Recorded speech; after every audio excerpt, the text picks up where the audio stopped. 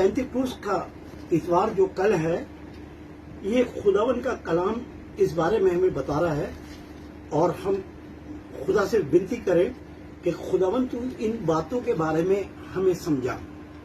ठीक है, तो हम पढ़ेंगे प्रेरितों के काम 2 उसका 1 और 4, उसके 1 आयत से लेकर 4 आयत तक।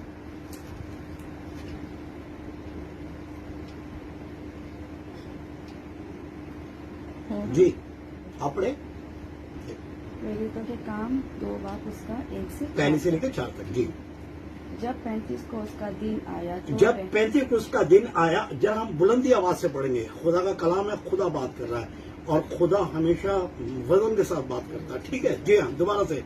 जब 35 का दिन आया, जब 35 का दिन आया, तब वे सब एक जगह इकट्ठे थे। आइए हम अपनी आंखों को बंद करेंगे। हम धन्यवाद और तारीफ करते हैं खुदावन आपके इस मीठे और जलाली वचन के लिए। खुदावन, ये खुदावन वो पाक रूह से भरा हुआ वचन है खुदावन, जिसे खुदावन तेरे रूह में होकर तेरे दासों ने लिखा है। खुदावन जब तेरे बेटे और बेटियों को ये वचन बांटा जाता है खुदावन, तो तूने कहा है मनुष्य केवल रोटी से जिंदा नहीं रहता, वरन हर एक उस वचन से जो खुदा के मुख से निकला हुआ है। खुदावन एक जन को तृप्त करना है। खुदावन मैं तेरा दास होने के नाते अपने मुंह को खोलता हूँ, क्योंकि तूने कहा अपने मुंह को खोल, मैं अपने वचनों से तेरा मुंह भर दूंगा। खुदावन मैं अपने मुंह को खोलता हूँ और तू अपना वचन मुंह में पूरा कर, यीशु मसीह के नाम से आमीन। जी हम एक बार फिर पढ़ेंगे। जब 35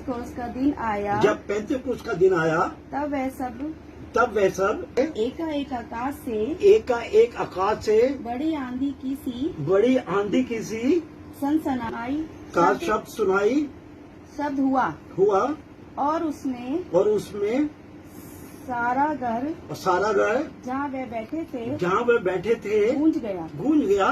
हम यहाँ देख रहे हैं कि एक प्रार्थना के लिए तमाम उसके शागिर्द, और यहाँ हम कई बार सुन चुके, और वो क्या है, वो सब जने घर में बैठे थे और क्या कर रहे थे, प्रार्थनाएं कर रहे थे। हालेलुया। प्रार्थना में इतना सामर्थ्य है, आपको बताऊं मैं, जो प्रार्थना का सामर्थ्य समझ गया वो कभी प्रार्थना से अपने आप को दूर नहीं रखेगा।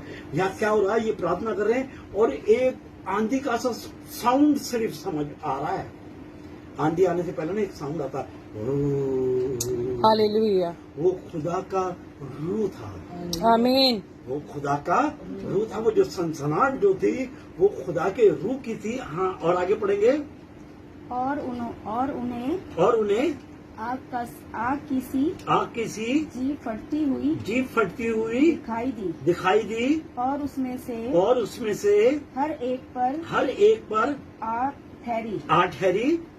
वे सब पवित्र आत्मा से भर गए और इस प्रकार आत्मा ने उन्हें बोलने की सामर्थ दी। वे अन्य भाषा बोलने लगे। वो क्या देख रहे हैं कि एक आग सी, एक जीभ ऐसी है जिसमें से आग निकल रही है। हालेलुया। खुदा का कलाम जो है वो रूह के शोले है। हालेलुया। और जब हम ये सारी चीजों को देखते हैं तो क्या कह रहे हैं वो, और एक ऐसी आग दिखाई दी, ऐसी एक जीभ फटती नजर आई कि जिसमें से आग निकल रही है। और क्या हो गया, वो उनके ऊपर आके हुआ कि फिर उन्हें जैसा आत्मा ने चाहा और तमाम अन्य भाषाओं में वो प्रार्थनाएं करने लगे। हालेलुया। आपके मेरे जीवन के लिए बड़ा जरूरी है कि हम जब अन्य भाषा में प्रार्थना करते हैं उस समय हमारा रूह जो है वो पवित्र आत्मा के साथ, खुदा के साथ क्या होता है, मेल जोल कर लेता है, एक रिश्ता बना लेता है। और जिस टाइम आप अन्य भाषा में प्रार्थना करेंगे तो वो भाषा एक ऐसी है जो शैतान नहीं जानता। हालेलुया। हालेलुया। आमीन। शैतान सारी भाषाएं जानता है, अन्य भाषा नहीं जानता। अन्य भाषाओं पर ये वर्ड इस्तेमाल हुआ है फॉरेन लैंग्वेज। ये फॉरेन लैंग्वेज वो फॉरेन की नहीं है, वरना उस फॉरेन की जो स्वर्ग में है। हालेलुया। वो उस देश की भाषा है जो स्वर्ग में है। समझ रहे आप, वो स्वर्ग की भाषा सिर्फ खुदावन यीशु मसीह जानता है। हालेलुया। वह खुदा जानता है। हालेलुया। जब हम उस भाषा में बात करते हैं खुदा, और ये ऐसा होगा जिस टाइम आप इस भाषा में बात करोगे तो आपकी बात सिर्फ प्रभु यीशु मसीह, हालेलुया, कोई नहीं होगा, बीच में कोई नहीं होगा। और जब ये पवित्र आत्मा उतरा तो क्या देख रहे हम कि अन्य भाषाओं में प्रार्थनाएं हो रही है।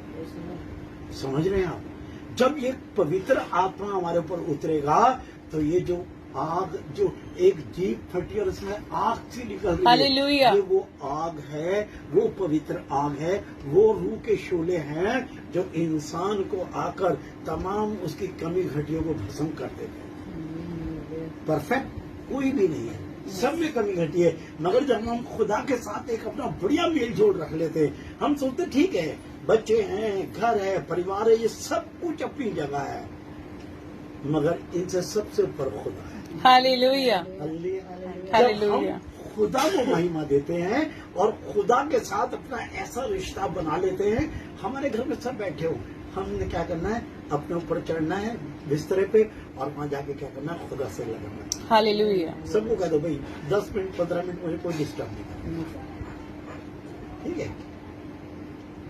मैं 10 मिनट 15 मिनट क्या करूंगा, मैं अपने खुदा से बात करूंगा और करूंगी। आमीन। हम अपने जीवन को इस तरीके, और ये क्या हुआ, जब ये पवित्र आत्मा इनके ऊपर, होली स्पिरिट जब इनके ऊपर उतरा, ये 35 का दिन था, आमीन। वो पवित्र दिन था, वो पवित्र संडे था जो कल है आज, इसलिए क्योंकि खुदा हमें शनिवार को ऐसा मौका देता है, सबत के दिन में हमें इस्तेमाल करता है। वो दिन जो यहोवा ने ठहराया था, मगर कल का दिन भी पवित्र है क्योंकि वो दिन यहोवा बेटे ने ठहराया। आमीन, आमीन, आमीन।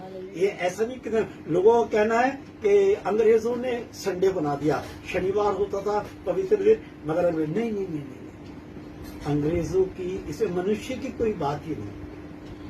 समय और दिन का जो प्रभुता करने वाला है वो प्रभु यीशु मसीह, हालेलुया।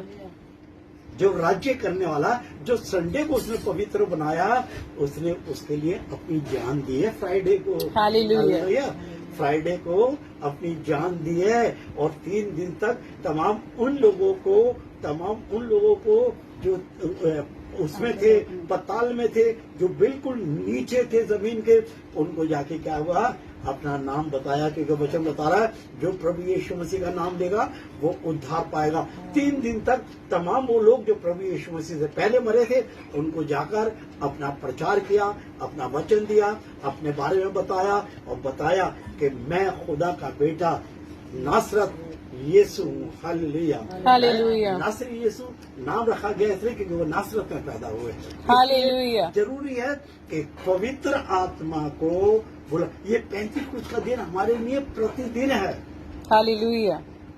ऐसा नहीं है मैं कह रहा हूँ, प्रभु यीशु मसीह कह रहा है, आमीन। मैं जाता हूँ और तुम्हारे लिए एक सहायक देता हूँ, पवित्र आत्मा, जो तुम्हें समझाएगा और सिखाएगा। अब जरूरत है प्रभु यीशु मसीह से कहना है, प्रभु मैं प्रार्थना कर रहा हूँ, प्रभु ऐसा कर अपने आत्मा को भेज ताकि मैं आत्मा में तुझसे प्रार्थना करूँ, मैं हालेलुया। अन्य भाषा में तुझसे बात करूँ, हालेलुया। ताकि वो दुष्ट ना समझ सके। जी हाँ, हम ये देख रहे थे, अब हम देख